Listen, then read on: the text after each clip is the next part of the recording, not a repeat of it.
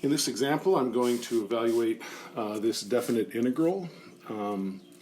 What we've got, this function here, I can call my function f of x, and what I need to evaluate the definite integral is an antiderivative capital F of x. This particular function isn't written in a nice form. Right now it's a quotient. I've got a function in the top and a function in the bottom. And we don't have an antiderivative rule for that. We just have antiderivatives if we have something to a power, something plus something, something minus something, not something divided by something. So I'm going to have to rewrite this integral a little bit before I can actually take the antiderivative.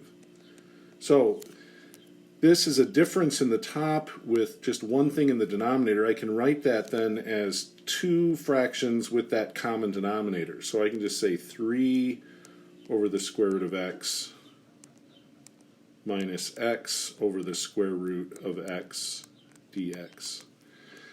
And now this square root of x I'm probably going to want to write as an exponent. So the square root of x is just x to the 1/2 power. So this will be 3 over x to the 1/2 minus x over x to the 1/2. And thinking ahead a little bit, realize that's really x to the 1 in the top then. When I'm looking at this then and want to rewrite this, if I've got this first term here, 3 over x to the 1/2, since the x to the 1/2 is in the bottom, I can just write that with a negative exponent. So I would have 3 times x to the negative 1/2. Because remember, the negative 1/2 would go just with the x, not with the 3. So the 3 would stay in the top. This second term here, I can subtract those exponents. Since I've got x in the top and x in the bottom, I would just take 1 minus a half. Well, 1 is 2 halves.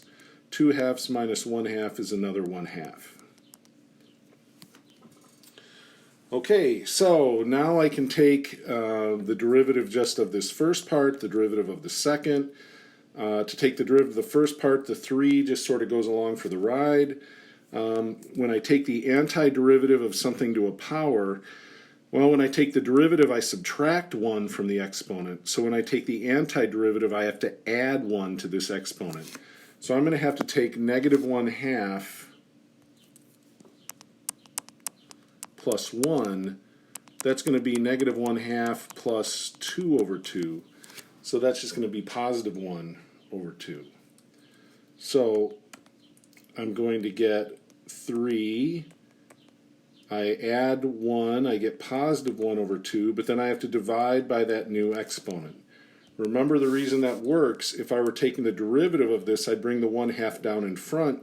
Those 1/2s would cancel, I'd be left with the 3, and then I'd subtract 1, and that would give me that there. Same sort of thing here. Here then, I have to take, my exponent is positive 1/2, and I have to add 1. So that's positive 1/2 plus 2 over 2. So that's going to be positive 3 over 2. So I get x to the positive 3 over 2, and then I have to divide by 3 over 2. And I'm going to evaluate that between 4 and 16. Now remember, if I divide by a fraction, this is really 3 divided by 1/2. Dividing by a fraction is multiplying by the reciprocal. So 3 times 2 over 1, that will be 6x to the 1/2. And in the top here, that's really a 1. 1 divided by 3/2 would be 1 times 2/3. So I get 2/3 x to the 3/2. Evaluated between 4 and 16. Remember, when I have this situation here, this denominator is the root that I take, the numerator is the power that I take. And in this first term, I just have a denominator, so it's just a root. So this will be 6 times the square root of x. This will be 2/3.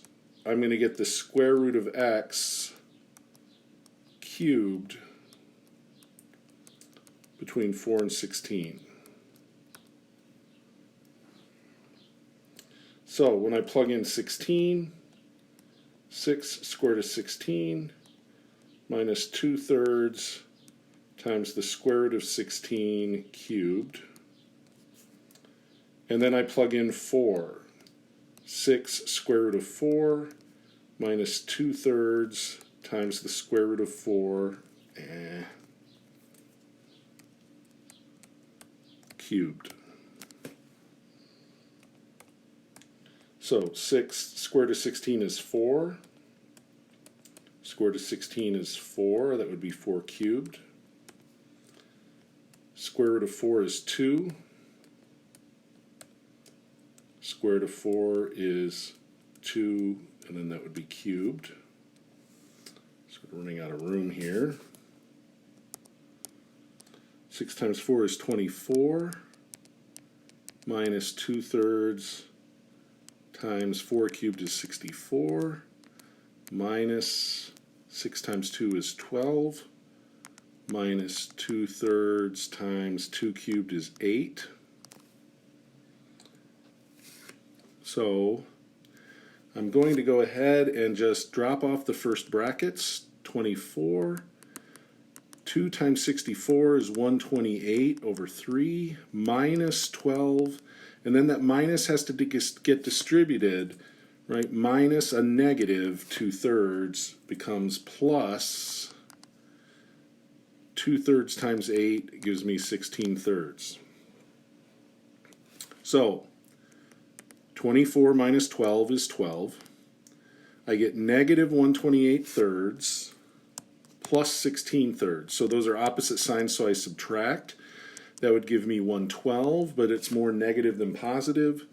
So minus 112 over 3. 3 doesn't go into 112, so I'm going to have to try to get a common denominator here.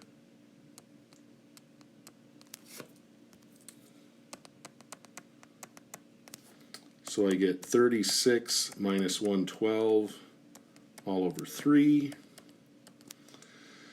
So if I subtract 36, I think I get 76 over 3, right? Yeah, negative 76 over 3, and that would be the value of this integral.